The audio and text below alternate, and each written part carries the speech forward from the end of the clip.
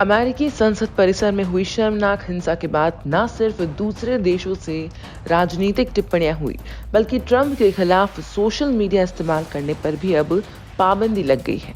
जी हां, micro blogging website Twitter ने राष्ट्रपति डोनाल्ड ट्रंप के पर्सनल अकाउंट को स्थायी रूप से सस्पेंड कर दिया है। ट्विटर ने यह फैसला आगे और भी हिंसा के और भड़काने के जोखिम की आशंका को मद्देनजर रखते हुए किया है।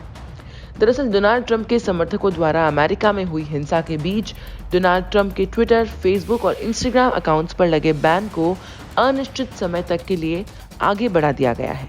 लेकिन अब ट्विटर ने ट्रंप के अकाउंट को हिंसा के और भड़काने के जोखिम की आशंका के चलते पूरी तरह से सस्पेंड कर दिया है।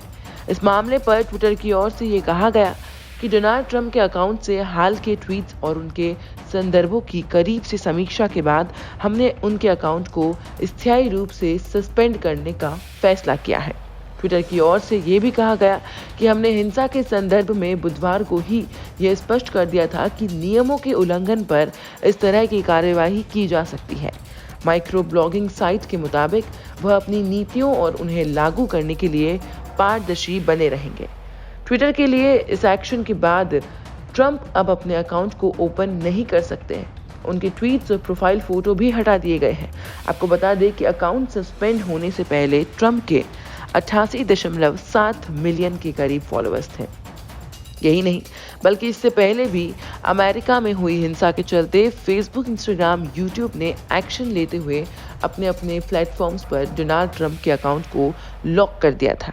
अमेरिकी चुनाव में गड़बड़ी के दावों वाले ट्वीट या पोस्ट को भी हटा दिया गया था। फेसबुक ने चेतावनी दी है कि अगर डोनाल्ड ट्रंप की ओर से फर्जी दावों को नहीं रोका गया तो वे हमेशा के लिए उनका अकाउंट बंद कर देंगे। आपको बता दें कि वॉशिंगटन के कैपिटल हिल इलाके में ट्रंप समर्थकों ने एक शर्मसार प्रदर्शन किया था। सीनेट में घुसकर कब्जा करने की कोशिश की गई। यही नहीं, बल्कि इस पूरे हंगामे में 4 लोगों की मौत की पुष्टि भी की गई है, जबकि कई लोग बुरी तरीके से घायल हो गए। इस पूरे प्रदर्शन के बाद ट्रंप सभी के निशाने पर आ गए हैं। इस हिंसा के बाद कटघरे में खड़े डोनाल्ड ट्रंप ने 20 जनवरी को होने वाले जो बाइडेन के शपथ ग्रहण समारोह में जाने से भी अब इनकार कर दिया है।